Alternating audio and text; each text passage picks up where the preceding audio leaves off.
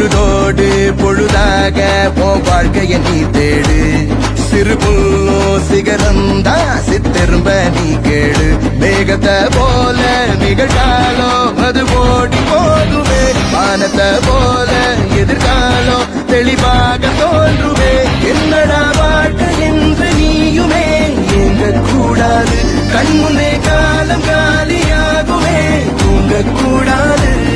ஒரு ஆமை தன் போட்டில் அடபிச்சை வாங்காது.